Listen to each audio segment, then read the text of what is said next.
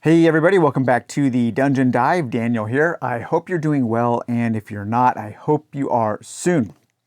Okay, today we are taking a look at Valka.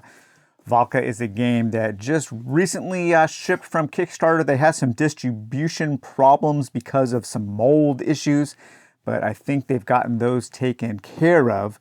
And Valka is one of those games that I backed purely because of the art. This poster comes with the Kickstarter version, and my God, the art in this game is off the charts good. And all of the art and the game design was done by a person named Brooke Penrose. So just fantastic art, and we will take a closer look at the art as we look through the things that come with Valka. However, this game does remind me in some ways of another game I backed because of the art, and that was Dungeons of Dragmore, I believe it was called. Another kind of solo card game, kind of a dungeon crawl with amazing art, but that one, the game just wasn't so good, and unfortunately, I feel kind of the same way about Valka. I'm not really sure about the game, at least the solo game. So this game has multiplayer rules, and I think the core focus was on the multiplayer. It's kind of a head-to-head competitive battle game, kind of a simplified Magic the Gathering, that kind of thing, where you are playing one warband against another and you can buff your creatures and attack each other. And then there's also some lone quest rules. And so this is the only way that I've experienced the game so far. Now, what's pretty cool though is a lot of times when games have a multiplayer side and a solo side, the solo side gets the shaft in terms of the amount of components you can use.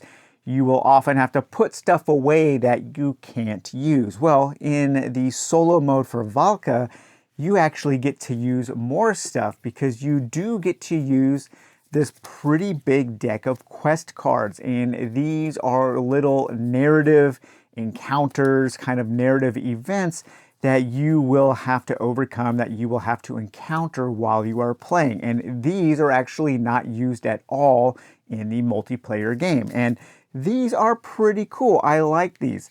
I like the overall direction that this game was going in for a solo version.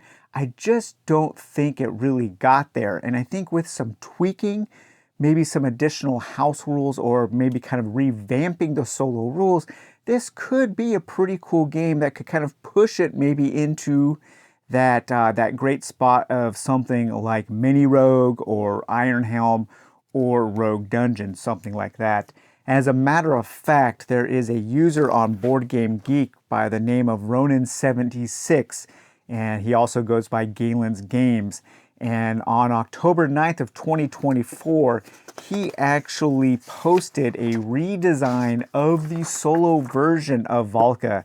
And I actually think that this is a better way to play the game solo. So if you've gotten this game and you've set up and you are feeling a little disappointed by the solo play, you might want to go to Board Game Geek and check this out, because they say, like many of you here, I was very excited to get this game, but let down by the solo experience. I've come up with a fix for the rule set that I think is a lot more fun, fair, and challenging. Happy to get feedback and make adjustments. Before we get started, here are the issues I felt needed addressing with Lone Quest, and I am attempting to address with this variant. 1. Location compositions are too luck-based. You could get 5 plots in a row or all fighters. You might never see a market or see 3 in a row when you don't need them. All of that is true. I've had that happen during my solo games because of the way the cards are seated. The seating doesn't create a very interesting game sometimes. 2, battles ran the extreme of either being completely on rails or very luck-based. Battles had the potential to go on infinitely. And yes, I experienced both of those as well. The fighting in this game is not very exciting. And sometimes it just, it's kind of deterministic. We'll go over it a little bit. We'll look at that in detail. But the combat just isn't very exciting. and it does have literally a potential to never end, and that's a real problem. I had one combat just go on and on and on, and there was never a victor, and it was very boring. The expansion content either can't be used or it's unclear what their use would be. There are some expansions. I don't have one of the expansions that came with the game. I didn't do an all-in. I think there's a Familiars expansion, but I have this Dark Shadows expansion, a little Kickstarter exclusive expansion, and then these reward cards for the Lone Quest version. When you beat the game, you get to add one of these cards to the deck.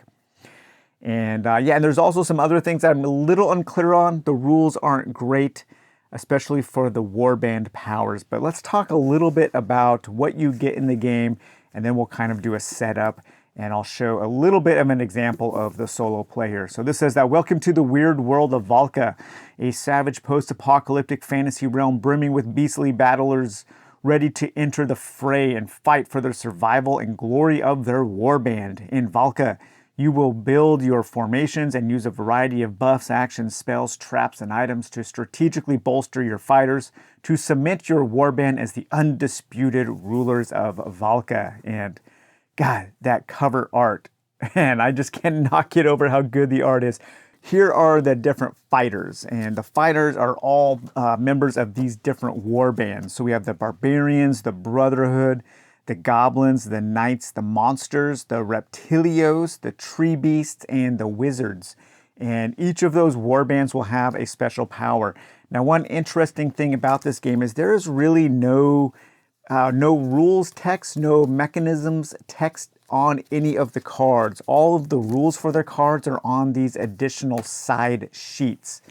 And so when you want to use spells and stuff, you do have to check these side sheets in order to see the rules. I believe that they did that in order to clear up the space to have the full card for the art, and I think that was the right choice for this game. But the warbands will be designated here by a little icon, so that little monster face there are the monsters. And so when you're playing solo, you want to pull out all of the cards that correspond to a single warband. So let's pull out all of our monster cards. So let me find all of the cards with that symbol. There should be 5 fighters for each warband. So let me find the other 3 that I need. There's one there, and I believe that'll be one more. Yep, okay, so here we have our 5 monster fighters for our monster warband. We have Snuffle Spike, we have the Necrotic Worms, Krindor, Wolfie, and the Thing Beneath.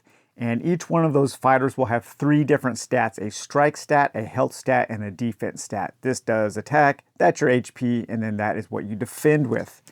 And then here we have, let's take a look at some of the other fighters here. The Chevlar Decor, the, what is this? The Erstis, the Arunga. Oh man, God, I love this art so much. Big House, Eye Poke, super cool. Rishk, Stock, Queen of Love, Kenneth of Bon, Jack Crack, man, that dude looks awesome there. The Flame of Doom, Baron von Karlach. Yeah, just great art on these fighter cards. And so for your solo game, you will take the rest of your fighter cards and you will shuffle those up. And these will be fighters that you will face off against, and also you will have the potential to recruit some of these fighters to join your warbands. We'll kind of place those off to the side. And here is our warband. We also have this solo player map that is used with 6 different locations. And you will be moving from one location to the next, trying to clear out all of the cards. If you completely clear this board of, I think it's 30 cards, then you win the game. So we also have some events, things like changelings and potions and fire blasts and reinforcements, grave robbers, thieves, retreats, fear, and I think that's all. Assassins. I think that's all the lightning bolts. So those are the events. So we'll give those a shuffle. These you can buy at markets, or you might gain these as rewards while you play. And all of the special rules for all of those are here on the event cards. And some of the event cards do have special rules for when you are playing solo as opposed to playing multiplayer. Okay, and then we also have our buff cards, and these are ways that we can buff our stats. So with armor, we can buff our defense. With weapons, we can buff our striking power, and then we can also buff our health. Oh, Divine Aid, that should have been in the events deck there. And same as that one. I think I'm kind of showing actually a combination rules set up for the house rule version and for the normal version, but this is kind of the way that I've been playing. So we'll give those a shuffle. And then at the beginning of the game, you will also take out 3 buffs. You will take out a +1 strike, a +1 health, and a +1 shield. And you can use these to make your beginning battlers, your beginning fighters, stronger. And then we have our deck of different events and different quests and different cool things that can happen. I like these a lot. I like the little art. I think the writing is pretty good. What I don't like is the text is very, very small, and the border is quite large around the cards. I think the border could have been shrunk down a little bit to give some more room for the text, and the font can be quite hard to read.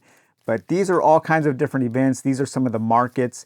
There aren't a lot of markets in this deck, and so when you shuffle this up and when you deal out your quest cards, you may not get a market, so you may not be able to engage with one of the most important elements of the game, and that's spending gold to make yourself stronger. That may not happen, and that's one of the main issues I have with the rules as written. But for setup, we will take 12 of these. Is it 12 or 18 of these, I believe, at random? Let me double check to make sure that is right. We will take 18 quest cards at random. So 1, 2, 3, 4, 5, 6, 7, 8, 9, 10, 11, 12, 13, 14, 15, 16, 17, 18. The rest go out of the game. We will take 12 fighter cards at random. 1, 2, 3, 4, 5, 6, 7, 8, 9, 10, 11, 12. 1, 2, 3, 4, 5, 6, 7, 8, 9, 10, 11, 12. And then this is our battle deck. So these are all the cards that we have to clear from this map. So let me just give those a quick shuffle. Actually, you want to make sure that these are pretty well shuffled because this seeding here can be brutal. And a lot of those event cards can just be roll a die. You know, if you roll a if you roll an odd number, your character dies and stuff like that. So yeah, it can be quite brutal. And so what we do now is we just deal these out randomly to just deal out the whole deck randomly to these spots here. Hopefully I did that right. I wasn't really paying attention. Yep. Okay, so each one should have 1, 2, 3, 4, 5. All right, so that is our map. Our map is all set up. So this is the land that we have to defeat. We can take one of our little battle tokens here, little battle standees, and so we can move from one place to the next. And then we have our warband. We give that a shuffle, and we put that off to the side here. We have our buffing cards here, our special gear. We also have our single player mat here. And the single player is different in that we are kind of keeping track of a couple different currencies. So there are no currencies in the multiplayer game. You just play cards. You don't have to worry about having money to buy your warriors or different types of mana to bring out different spells. You just play what you want to play. But in the solo game, you want to keep track of your crones, which is your gold. The gold you can spend at markets. You can spend to bribe different people, different warriors. You can hire warriors at certain points. And then you also have your stamina. And stamina is used to move from one location to the next. And if you ever start a battle with 3 or more stamina, you get to take the first strike. So at the beginning of the game, you do start at 3 stamina, and you start with 12 gold. You start with 12 crone, and you set your D10s on the battle board like this. And the battle board does kind of walk you through everything. It walks you through your rewards that you get for when you win, how much things cost at the market, the order of play, and then what happens during the battle. So that is basically the solo game setup. We draw 1 card from our warriors here, and we have the necrotic worms. Okay, so there we have our necrotic worms with an attack of 1, 2 health, and 3 defense. That's pretty good. They won't be able to hit very much. However, let's go ahead and equip them with the axe. And so that'll give them an attack of 2, a health of 2, and a defense of 3. Now, for 2 more stamina, we could hire an additional warrior for this battle line. And then we could flip that over, and then they could attack and defend as a team. Okay, but you want to make sure you manage your stamina, because if you ever go down to 0 stamina, that's one of the ways that you can lose the game. So going down to 0 stamina, or having all of the fighters in your warband be eliminated. And that is the other way that you can lose the game. So let's go ahead and let's just keep our necrotic worms out. And the first time you move, it doesn't cost any stamina. So I'm going to move into this territory here, and now we will explore and we will reveal the top card. Okay, so we have the Shepherd's Rest. The mountain pass contains little of note except a small shepherd's village. If you have played either of those factions on your last round, you may spend a few quiet hours of contemplation amongst the simple folk and receive a boon of 2 stamina. Okay, so we haven't had any rounds yet, so we don't get to take advantage of this card. So this was just kind of a freebie. Okay, so now we can stay in this location. I don't want to move to another location to spend any of my stamina, which is just over here off camera. And so I will stay here and I will explore again. Okay, another event here, an avalanche. Your day starts well as your scouts find an easy pass over the mountains, but it seems fate is against you. Sorry, I can barely read this writing here. Crossing the lower slopes, you hear the awful sound of the mountains' wrath. The snow-capped heights release their hold on the icy maelstrom of a devastating avalanche. Most of your supply wagons are lost. Lose 4 stamina. Okay, so I just dropped down to 0 stamina. So if I ever have to move and I haven't regained any stamina, that's game over. So I could have very well just lost the game just from one random card draw. Let's draw another one. Okay, so here we have an enemy here. So we have a battle mage. Okay, so the battle mage goes out here. Now I have 0 stamina, so I do not get to start the battle. The battle mage will get to start. And there are a number of different attacks that you can take, and you have to take one of them.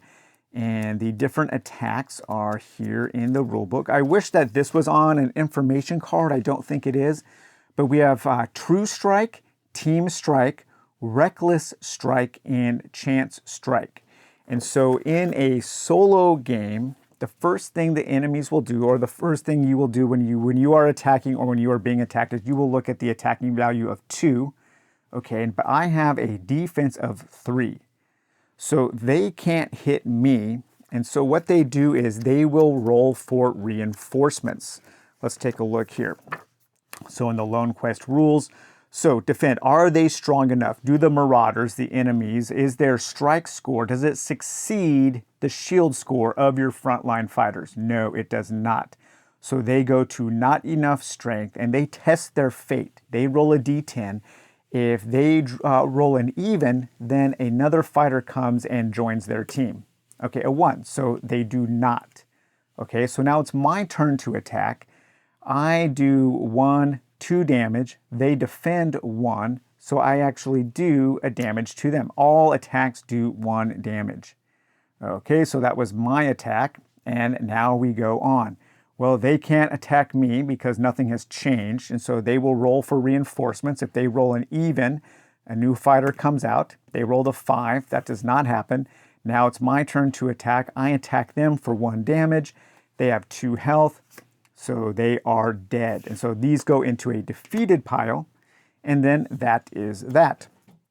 The way the fights can go on forever is if you keep rolling those evens for those reinforcement rolls, it can become this kind of never-ending fight where you are doing a point of damage, then it's the enemy's turn, then they roll for reinforcements, it comes out, you do another point of damage, kill one of them, and then it's their turn, they can't damage you, and they roll for a reinforcement, and that keeps coming out, and it's this process that just keeps happening over and over and over and over again. And it can be really boring because the combat in this game just isn't very exciting. But we did defeat this creature here. That's the end of the battle. Now we do get some rewards. We get 10 Crone and 1 stamina.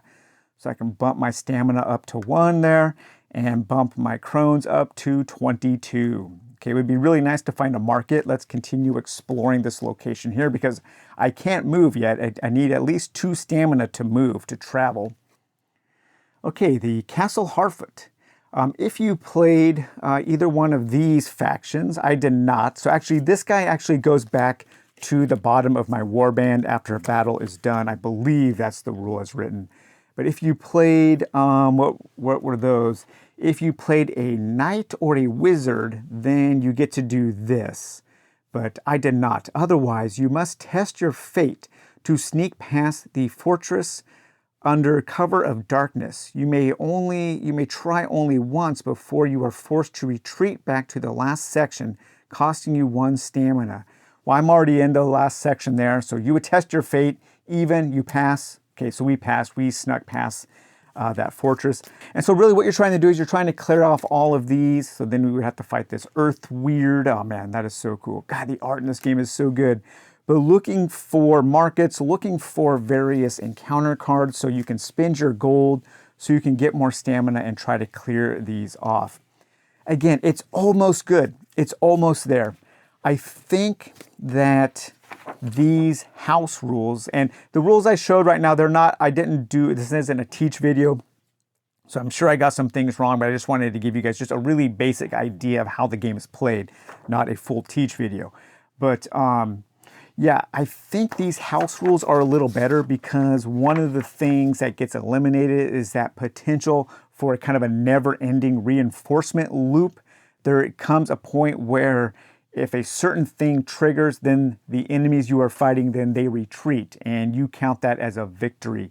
And another thing that this changes is once you clear out an entire location, that location becomes a permanent market that you can go to spend your Krona in order to gain some more buffs and some more boons and some more things to help. Because one of the main issues I have with this game is once you set up your warriors, once you set out your 1 or 2 guys from your warband and then buff them up with some of your equipment, this never changes from during the battle. You can never say, oh, I need to re-strategize, switch my guys out for different abilities or switch my gear out. It's set in stone. Once you do this, it's set, and then the game kind of plays itself in a way. And that's one of the issues I had with Dungeons of Dragmore, is that there weren't ever any really interesting choices or ways to augment your luck or fun times where you were rolling dice and, yeah, I did it. I got that clutch number I needed to clutch the victory from the hands of defeat. That never happens in this game. It kind of feels like it's on rails a little bit. And sometimes I like games like that. Sometimes I don't. There's just a little kind of spice, a little bit of magic that's missing from this game that makes it so I don't like it in this game. There's something missing here. But what's not missing is the art, is the look. The presentation of this game is off the charts cool. I love it. So this is a little expansion here that does come with a new warband. So we get 5 cards. We get the Skist, the pig knob, and the big knob. Yeah, this font is really hard to read. Nice, the Sting, Slate the Swift, Shale the Spike, and Mika the Arm. These are kind of some little like rat faction or something. What are these? These are the Dark Gnomes, the Dark Gnome Warband. And then we get a couple new pieces of gear. We get some shields. We get a kind of a little dagger there. Another dagger. Ooh, the Rapier of Pain. The Saddle Mouse, so some new gear that we can use. And also some new spells and some different things. I think that might be the leader. Each of the factions does have a leader, and the leaders are actually here in the rewards cards. If you ever clear out the map, then you get to add one of the warband leaders to your deck permanently. So there is a tiny little bit of a legacy, kind of a green legacy. We have the Lord High Marshal, Graf Ingava Britol, Red Bear, the Cook. Oh man, the Cook. That guy looks sweet. Raz Nanga, Nakrak, the Boggle, and Varsh, the Bloody Maw. And so these are the rewards for the single player game that you can unlock, and then you could use these in multiplayer. And then we also have this little Kickstarter exclusive here that comes with a special kind of card where you can summon this big dragon, this little foil card. And then we get some new events. We get an Arrow Storm, a Horned Owl, a Chatter Monkey, a Fey Dragon, a Potion Drake, Leviathan, a Bloodwing, a Cave Crab, a Good Boy, and Revivify. Actually, these blue cards, those might be the familiars that the expansion talks about and ways to incorporate them, because a lot of the solo rules kind of gloss over some of the other things, so you're not really sure if you're allowed to use them or how you use them. And so that can also be a little bit of an issue. But I think with some tweaking, this game could get to that point where it's a game I want to keep. You know, it could approach something like Mini Rogue or Rogue Dungeon or Iron Helm.